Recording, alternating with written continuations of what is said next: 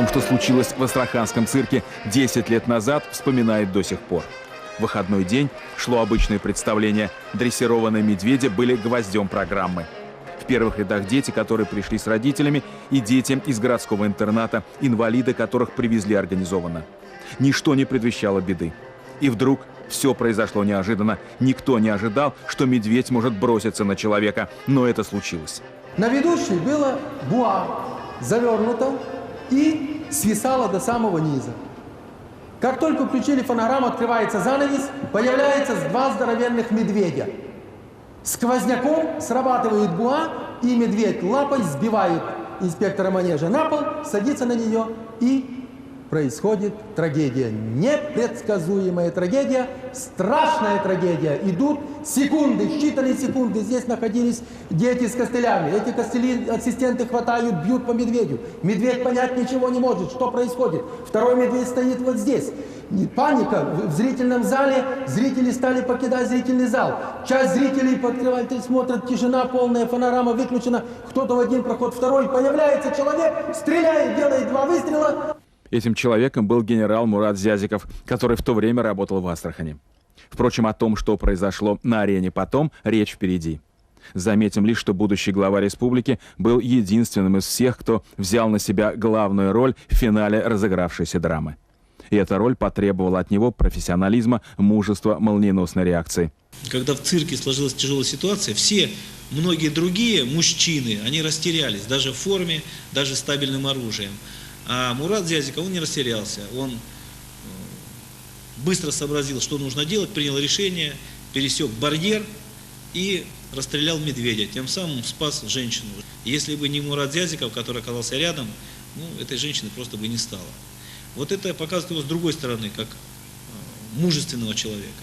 С одной стороны, он такой добрый, хлебосольный, с другой стороны, очень мужественный, который быстро может принять решение.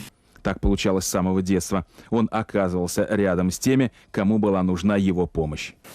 Если он видит, что обижает слабого, это было на улице.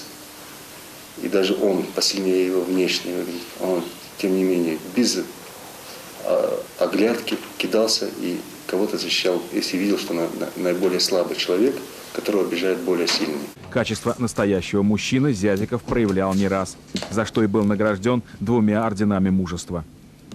Но дорогого стоило, когда собственный сын назвал отца героем после того случая в Астраханском цирке, с которого мы начали этот фильм.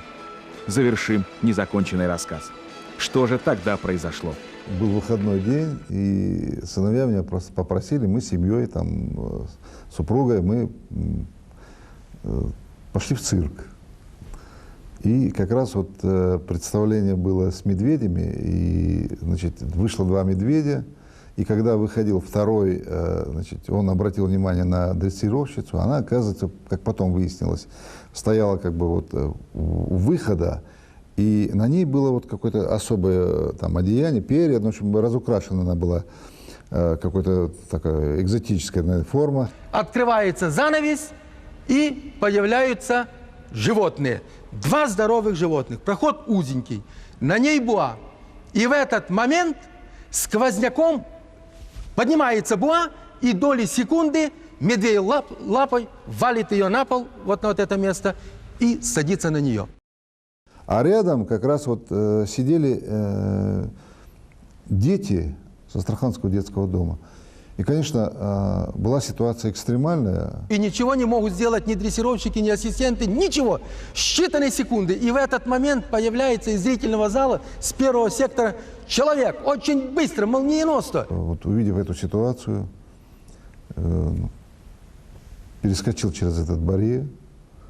На ходу успел, патрон в патронник. А был такой период у нас, что всем было указание такое, оружие носить при себе. Произвел несколько выстрелов, может быть, не так, как Дубровский, в ухо, но в эти секунды медведь отпускает артистку. Мы таким образом сумели этого медведя оттянуть. Все кругом бегали, открыть эти двери, выпустить этих детей, потому что и не знали, как второй медведь поведет себя в этой ситуации.